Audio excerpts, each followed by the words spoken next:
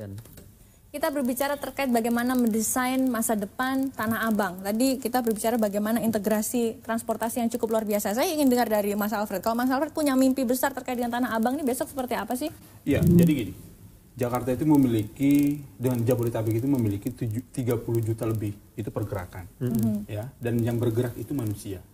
Itu yang paling penting yang kita ingat. Jadi kalau mobility itu, sebutannya mobilitas itu, bukan kendaraan yang kita atur pergerakannya, tapi pergerakan manusianya.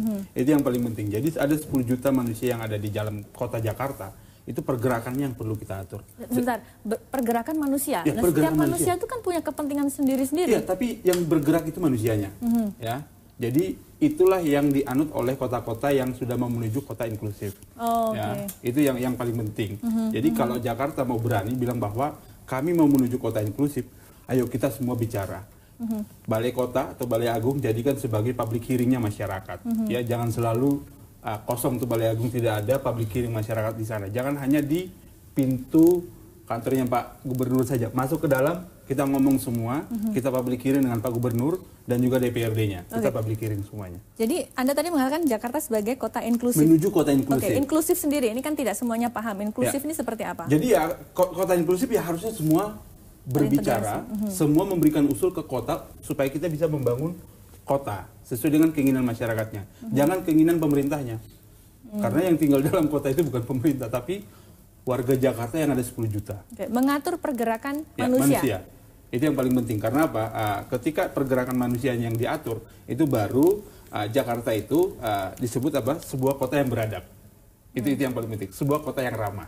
Itu yang sekarang sudah mulai dilakukan oleh kota-kota negara-negara lain, karena memang manusia yang lebih diutamakan di dalam kotanya untuk bergerak. Dan semuanya itu dari mulai... Kota mana Mas yang berhasil? Jerman dan Singapura sekarang sudah mulai nge-ban jalan raya, karena yang diperlukan Singapura itu adalah bagaimana manusia yang tinggal di dalam kota itu bermobilitas, sudah tidak lagi menggunakan kendaraan pribadi. Oh, oke, baik. Sudah ada yang bergabung bersama kita di Saling Silang. Halo, selamat malam. Oke, nampaknya terputus.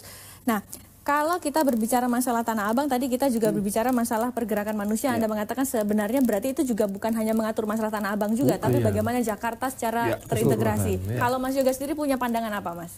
Ya sebenarnya Gubernur DKI itu mudah ya. Kenapa?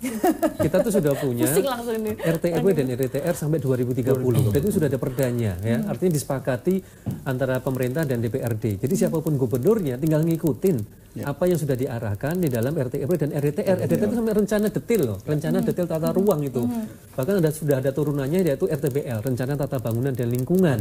Dan untuk daerah-daerah khusus seperti Tanah Abang itu sudah ada panduan rancang kota. Jadi enak sebenarnya. Tapi tadi katanya masih belum ada rencana induk. Ya, berarti kan sebenarnya tinggal ngurusin. Ya, kalau kita bicara tahapannya, itu tinggal tahapan-tahapan yang lebih ke detail sebenarnya. Tapi tahapan secara umum itu sudah ada. Bahkan semua disusun sesuai dengan aturan yang berlaku. Gitu. Jadi tidak mungkin suatu perencanaan tadi melanggar aturan-aturan yang ada. Gitu. Nah, tinggal bagaimana tadi kalau kita bicara pada panduan rancang kota, kita punya rencana induk satu kawasan. Disinilah tadi peranan sosialisasi, perlunya public hearing masyarakat. Kita mau jadiin pasar Tanah Abang pusat perdagangan internasional gitu kan. Pasti nanti kan Pasar Man diundang, dari Dinas UKM diceritakan, ALSA BKLDK diundang, jadi konsolidasi lahan dilakukan. Jadi membangun Tanah Abangnya itu benar-benar mendapatkan seluruh masukan pemangku kepentingan semuanya gitu. Jadi, nah sekarang Pak Yoga, kalau kita melihat kondisi Tanah Abang sekarang ini kan sudah kompleks, intinya bangunan sudah ada, tempat parkir dan lain sebagainya sudah ada. Nah kalau seandainya itu kita membuat desain baru,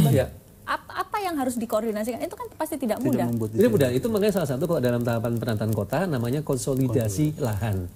Nah di konsolidasi lahan ini nanti kemudian akan perhitungan kembali. Mana tanah milik negara, mana tanah milik swasta, mana milik tanah masyarakat. Nah di situ kemudian akan diatur lagi penataan tata ruangnya, tata bangunan dan tata lingkungan. Nah gitu. Jadi bagaimana umpamanya ini contohnya kalau begitu ada kawasan yang padat, berarti salah satu cara untuk supaya nggak padat dia bikinkan hunian vertikal. Bisa berupa kampung susun, bisa berupa rumah susun umpamanya, atau bikin apartemen pekerja sehingga lahannya tidak padat kan. Bisa dibikin taman. Kita bicara hunian nanti sesaat lagi. Betul, Halo, sudah ada yang bergabung bersama kita di Saling Silang malam ini?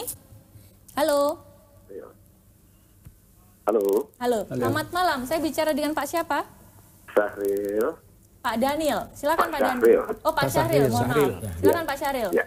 Ya, yang pertama saya ingin sampaikan ya,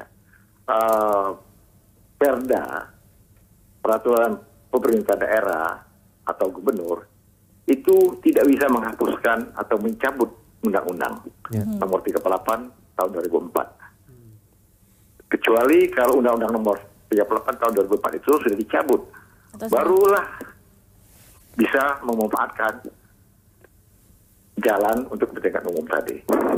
Dan yang kedua, saya sangat menyedihkan sekali. Sekian ratus miliar, atau mungkin triliun kita membuat jalan, hanya dipergunakan untuk PKL. Dan yang paling menyedihkan sekali, percontohan yang tidak baik di dalam pengelolaan provinsi, kota, khusus Tanah Abang, dengan melanggar undang-undang peraturan. Permasalahan PKL ini sangat sederhana menurut saya. PKL itu yang dibutuhkannya apa? Mereka tidak menginginkan sesuatu, tapi mereka membutuhkan sesuatu. Yang dibutuhkan PKL itu apa? Yaitu ranah untuk mereka berdagang. Yang murah dan bila perlu tidak bayar. Jadi menurut saya, kembalikan ke Blok G. Di sana ditata lagi Blok G, dan disilahkan mereka datang berdagang di sana, dan bebaskan dari pungutan-pungutan biaya-biaya. Itu aja yang diperlukan PKL itu. Jadi kembalikan fungsi jalan itu sebagaimana biasanya. Baik. Dan beri contoh yang baik pada provinsi yang lain. Karena Jakarta itu adalah keteladanan dari provinsi-provinsi yang lain. Bagaimana kalau setiap provinsi seperti ini? Jalan-jalan raya dibikin PKL. Ya, bagaimana kalau nantinya itu di Jatinegara, di Senen, di ada Roma, kekhawatiran ini ditiru oleh pedagang kaki lima di wilayah lain. Jangan menjual konsep indah-indah. Baik. Buktikan kerjaan Anda. Buktikan. Saya sebagai warga Jakarta ingin bukti. Baik. Jadi bukannya konsep-konsep yang indah seperti negara anu, Turki lah, Singapura, segala macam. Oke, Itu baik. Terima kasih Pak Syahril. Kami sudah dapat sekarang poinnya. ambil. Kita nanti akan tanggapi dari Pak Irwandi. Mungkin nanti Pak Irwandi akan memberikan tanggapan dari apa yang Anda sampaikan. Tetap bersama kami, saudara, di Saling Silang.